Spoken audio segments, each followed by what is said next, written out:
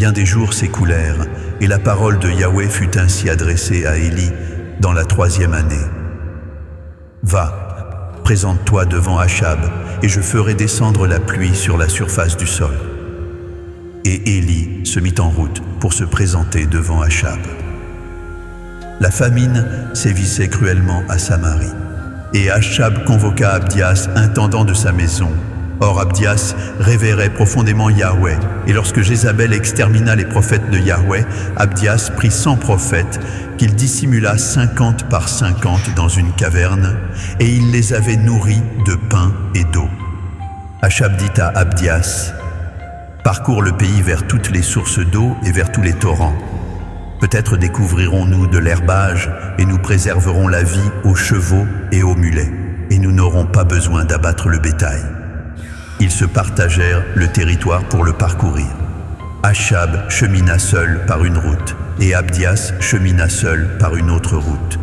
Comme Abdias était en chemin, voici qu'Élie vint à sa rencontre. Abdias, l'ayant reconnu, se prosterna face contre terre et s'exclama « Est-ce bien toi, mon seigneur Élie ?» Il lui répondit « C'est moi, va, annonce à ton maître, voici Élie. » Et Abdias protesta « Quel péché ai-je commis pour que tu livres ton serviteur entre les mains d'Achab, qui me fera périr? Yahweh est vivant. Il n'est ni nation ni royaume où mon maître n'ait dépêché des émissaires pour te rechercher. Et quand on déclarait que tu ne t'y trouvais pas, il faisait jurer le royaume et la nation que l'on ne t'avait point découvert. Et maintenant tu proclames, va, annonce à ton maître, voici Élie. Puis, lorsque je t'aurai quitté, l'esprit de Yahweh te transportera je ne sais où, et j'irai informer Achab qui ne te trouvera point et qui me fera périr. Cependant, ton serviteur révère Yahweh depuis sa jeunesse. N'a-t-on pas rapporté à mon Seigneur ce que j'ai accompli quand Jézabel massacra les prophètes de Yahweh? J'ai dissimulé 100 prophètes de Yahweh, 50 par 50 dans une caverne, et je les ai nourris de pain et d'eau. Et maintenant tu proclames, va, annonce à ton maître, voici Élie, il me fera périr. Mais Élie déclara solennellement, Yahweh des armées, dont je suis le serviteur, est vivant. Aujourd'hui, je me présenterai devant Achab. Abdias, s'étant rendu à la rencontre d'Achab, l'informa de la situation, et Achab se dirigea au-devant d'Élie. À peine Achab aperçut-il Élie qu'il lui lança. « Est-ce toi, perturbateur d'Israël » Élie rétorqua, « Je ne perturbe point Israël, c'est toi, au contraire, et la maison de ton père. Puisque vous avez abandonné les commandements de Yahweh et que tu es allé après les Baals. Fais maintenant rassembler tout Israël auprès de moi sur la montagne du Carmel, ainsi que les 450 prophètes de Baal et les 400 prophètes d'Astarté qui se nourrissent à la table de Jézabel. » Achab dépêcha des messagers vers tous les enfants d'Israël et il rassembla les prophètes sur la montagne du Carmel.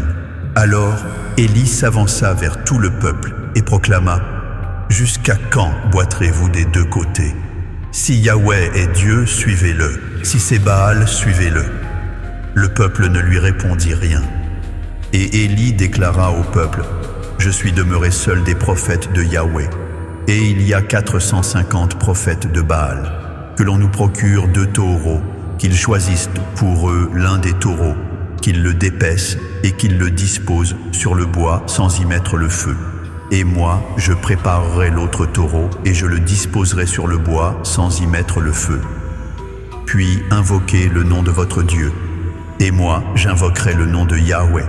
Le Dieu qui répondra par le feu, c'est celui-là qui sera Dieu. » Et tout le peuple répondit en s'écriant, « C'est parfaitement juste. » Élie dit aux prophètes de Baal, « Choisissez pour vous l'un des taureaux, préparez-le les premiers, car vous êtes les plus nombreux, et invoquez le nom de votre Dieu, mais ne mettez pas le feu. » Ils prirent le taureau qu'on leur avait donné et le préparèrent, et ils invoquèrent le nom de Baal depuis le matin jusqu'à midi en clamant, « Baal, réponds-nous. » Mais il n'y eut ni voix ni réponse.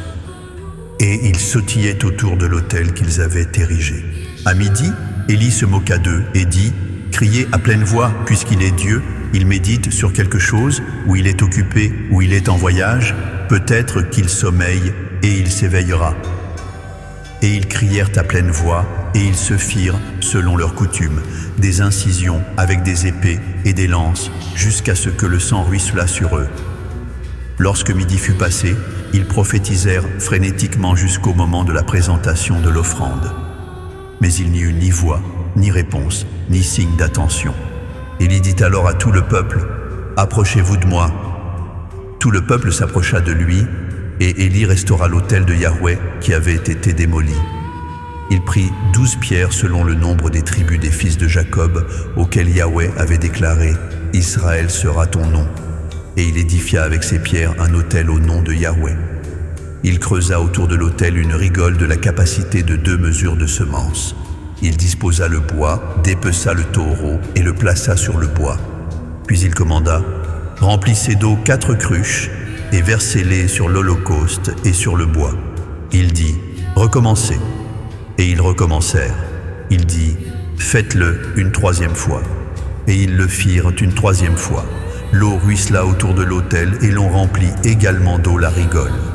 Au moment de la présentation de l'offrande, Élie, le prophète, s'avança et pria, « Yahweh, Dieu d'Abraham, d'Isaac et d'Israël, que l'on reconnaisse aujourd'hui que tu es Dieu en Israël, que je suis ton serviteur et que j'ai accompli toutes ces choses par ta parole.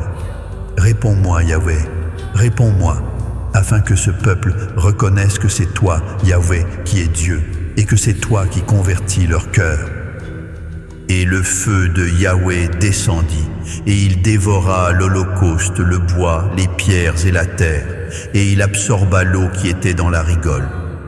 Quand tout le peuple vit cela, ils se prosternèrent, face contre terre, et s'écrièrent, « C'est Yahweh qui est Dieu, c'est Yahweh qui est Dieu. » Élie leur commanda, « Saisissez les prophètes de Baal, qu'aucun d'eux n'échappe. » Et ils les saisirent.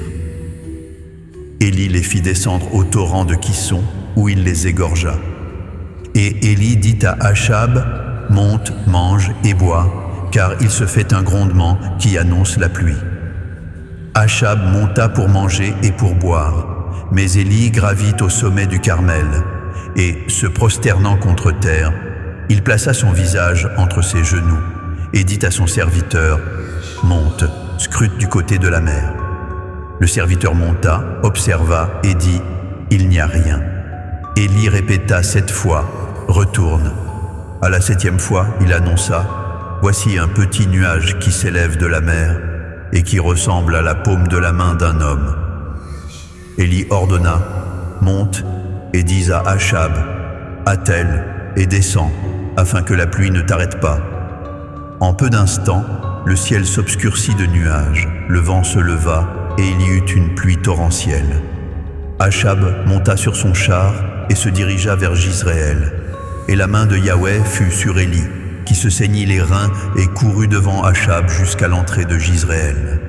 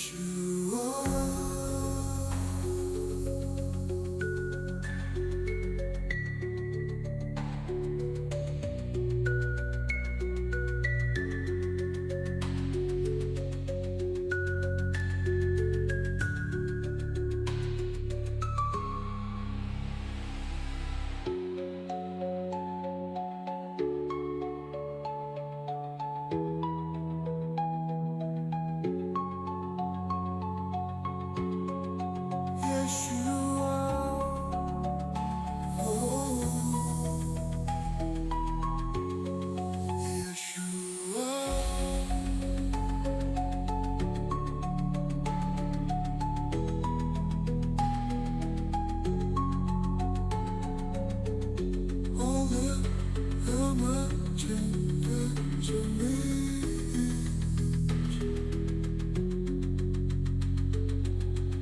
Holly, sacred geometry sounds rising harmonic for lips, sacred silence.